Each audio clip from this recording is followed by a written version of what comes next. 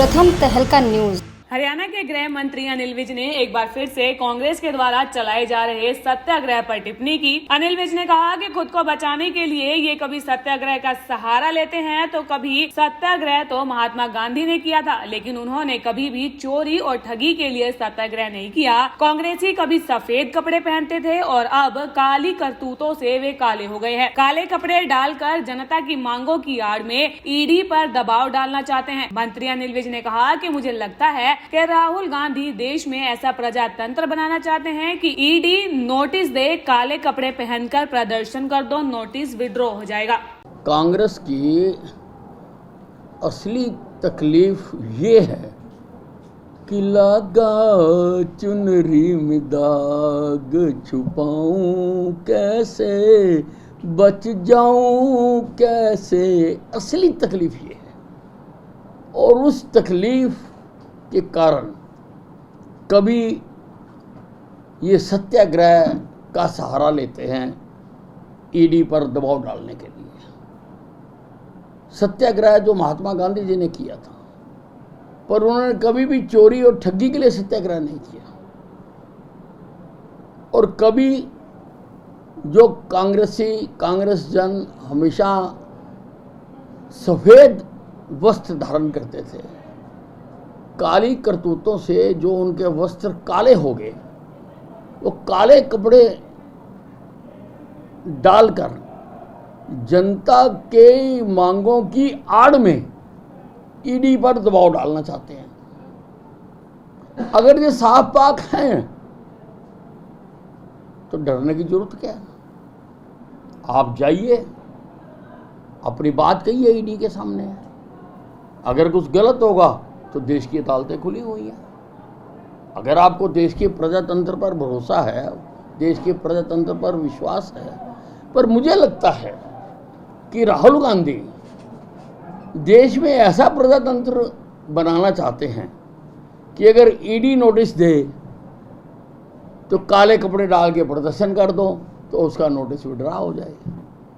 अगर income tax notice दे तो काले कपड़े 100 आदमी डालकर इनकम टैक्स के दफ्तर चले जाओ तो फिर इनकम टैक्स का नोटिस विड्रॉ हो जाए। अगर पुलिस कोई सम्मन करे तो 10 आदमी काले कपड़े डालकर थाने चले जाओ तो वो केस विड्रॉ हो जाए। अब ऐसा प्रजातंत्र तो देश में आ नहीं सकता जैसा राहुल गांधी चाहते हैं और जैसा वो करके दिखाना चाहते हैं। मुझे सबसे बड़ी हैरानगी ये होती है कि आज़ादी का देश में अमृत महोत्सव मनाया जा रहा है, देश में हर्षोल्लास का वातावरण है। ऐसे वातावरण में कांग्रेस को भी बढ़ चढ़कर हिस्सा लेना चाहिए था, लेकिन कांग्रेस उसमें बढ़ चढ़कर हिस्सा लेने की बजाय अपने पापों को छुपाने के लिए नित्य रोज जगह जगह पर तांडव कर रही है। शाहबाद में मिले आरडीएक्स मामले में गृह मंत्री अनिल विज ने कहा कि हमारी एसटीएफ लगातार लगती है। पहले करनाल में आरडीएक्स पकड़ा था और फिर अंबाला और शाहबाद में 1 किलो 300 ग्राम आरडीएक्स पकड़ा है। हमारी एसटीएफ इस मामले में जांच कर रही है और रखने वालों को भी पकड़ लिया गया है और उनके साथ जो भी है उन्हें भी काबू कर लिया गया है। हमारी एसटीएफ लगातार लगी रहती है और हमेशा एक्टिव रहती है। पहले करनाल में भी पकड़ा था, अंबाला शहर में पकड़ा था और अब शाहबाद में ये 1 किलो 300 ग्राम आरडीएक्स, बैटरी, डेटोनेटर, टाइमर आदि जो एक्सप्लोसिव के होते हैं साधन, उनके साथ ये पकड़ा गया है।